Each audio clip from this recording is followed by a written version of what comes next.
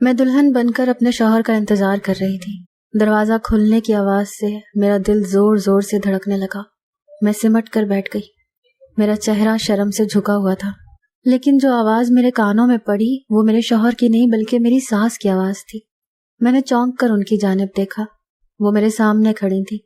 یا اللہ خیر، آخر ایسا کیا ہوا جو میرے شوہر کے بجائے میری ساس میرے پاس آئی ہیں؟ میری ساس میری طرف بڑے غور سے دیکھتے ہوئے میرے سامنے بیٹھ گئی اور مجھے مخاطب کرتے ہوئے بولی، دیکھو رائمہ، میری بات بڑی غور سے سننا۔ جو میں تمہیں بتانے جا رہی ہوں وہ بات تمہیں ماننی پڑے گی، اور ہر حال میں تمہیں وہی کرنا پڑے گا جو میں تمہیں کہوں گی، کیونکہ اس میں انکار کی کوئی گنجائش نہیں ہے۔ انکار کی صورت میں اس بات کا خیال رکھنا کہ تمہارا گھر بھی خراب ہو سکتا ہے۔ اتنی بڑی بات پہلی ہی رات اپنی ساس کے منہ سے سن کر آخر کون سی لڑکی ہے جو حیران اور پریشان نہیں ہوگی؟ میں نے دھڑکتے دل سے انہیں کہا، جی کہیے، کیا کہنا چاہتی ہیں آپ؟ میری طرف بڑے غور سے دیکھتے ہوئے انہوں نے اپنی بات جاری رکھی۔ جیسے جیسے وہ بولتی جا رہی تھی میرے ہوش اڑ رہے تھے۔ ان کے الفاظ مجھے حیرت میں مبتلا کر رہے تھے۔ میرا سر انہیں سن کر چکرانے لگا تھا، مگر وہ تھیں کہ بولے چلی جا رہی تھی۔ ان کی یہ بات سن کر میرے چہرے کی رنگت پھیکی پڑنے لگی تھی۔ ان کی بات سن کر میں حد درجہ پریشان ہوئی تھی۔ اتنی بڑی بات، اور وہ بھی شادی کی پہلی رات وہ مجھ سے کہہ رہی تھی۔ مجھے اپنی سماعت پر یقین نہیں ہو رہا تھا، اور میں یہ بھی پریشان تھی کہ آخر میں یہ سب کروں گی کیسے۔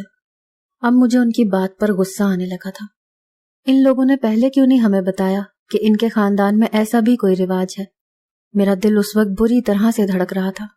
جو کام وہ مجھے کرنے کا کہہ رہی تھی وہ کرنے کے بارے میں کبھی سوچ بھی نہیں سکتی تھی۔ میرے لیے یہ کام شاید ناممکن سا تھا۔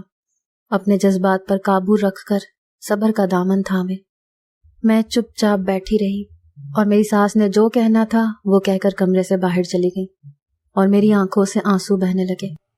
میرا شوہر پوری رات میرے کمرے میں نہیں آیا۔ میری پوری رات رو کر گزری۔ صبح ایک ملازمہ میرے کمرے میں ناشتہ رکھ کر چلی گئی۔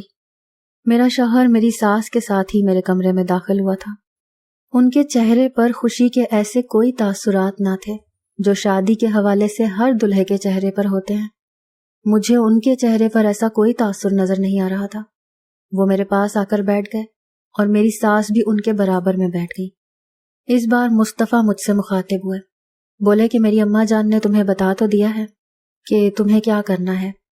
مجھے ہر صورت میں وارث چاہیے، اور وہ تمہیں اسی وقت مل سکتا ہے جب تم وہ کام کرو جو تمہیں بتایا گیا ہے۔ میں نے انہیں تعصب سے دیکھ کر کہا، مگر یہ کام